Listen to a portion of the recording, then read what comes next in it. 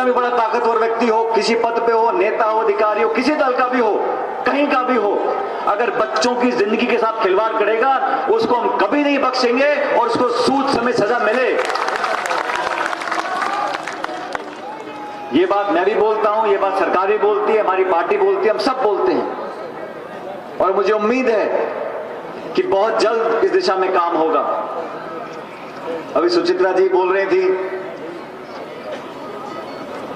ये भी मुझ में उम्र से बहुत बड़ी है लेकिन इनमें जज्बा ज्यादा है मेरे से। सुचित्रा जी ने कहा कि 10 महीने रह गए चुनाव में, बिल्कुल सही कहा आपने।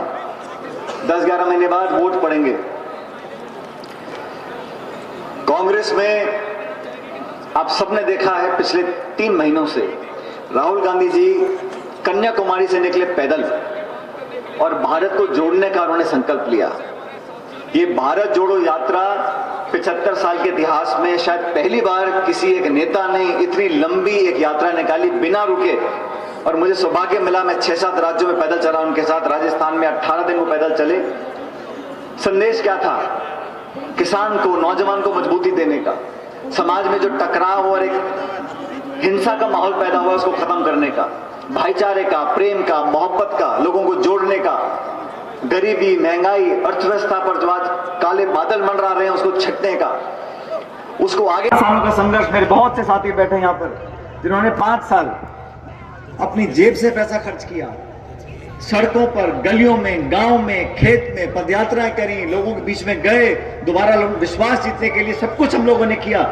और वसुंधरा जी की सरकार जो एक भ्रष्ट सरकार थी, उस सरकार के खिलाफ हमने आवाज उठाने का काम किया। और जनता कब विश्वास करती है? जब हमने कांग्रेस पार्टी की तरफ से वादे किए, आश्वासन दिए, लोगों ने हम पे विश्वास किया और आप सबने विश्वास किया। और हमारे जहां 21 विधायक थे, आज हम जाके सरकार, हमारी पूर्ण बहुमत की सरकार बनी। मैं तो आप लोगों से कहना चाहता हूं, मंच पे हमारे बहुत साथी बैठे हैं, सरकारें कांग्रेस की भी आई, बीजेपी की भी आई, लेकिन किसान के जीवन को बेहतर करने के लिए हम किस हद तक कामयाब हुए ये हमको सोचना पड़ेगा। हमें आत्मचिंतन करना पड़ेगा कि किसके लिए हम राजनीति करते हैं। मेरे दादाजी फौज में हवलदार थे, कम पढ़े लिखे थे, और मेरे स्वर्गीय पिताजी पहले एयरफोर्स में थे।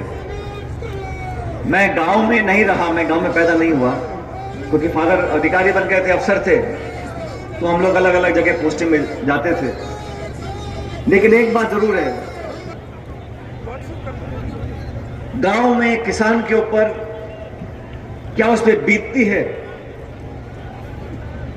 अपनी बच्ची के हाथ पीले करने के लिए उसको कहां कहां भटकना पड़ता है, किस किस से उधार लेना पड़ता है, किस किस के हाथ जोड़ने पड़ते हैं, उन व्यवस्थाओं से वो जितने वाकिफ हैं। और राजनीति में अगर हम लोग काम करते हैं तो उन लोगों के जीवन को बेहतर बनाने का संकल्प हमको लेना पड़ेगा। हम सिर्फ भाषण दें, घोषणाएं करें और अपने जीवन काल में समय निकाल दें, उसका कोई मतलब नहीं है। जब जब मुझे मौका मिला मैंने पूरी कोशिश करी कि लोगों की उम्मीदों पर हम खरा उतरें, नौजवानों को ताकत दें। 2/3 देश की, इस प्रदेश की आबादी आज नौजवानों की है। 35-40 साल से कम उम्र के लोग हैं 70%।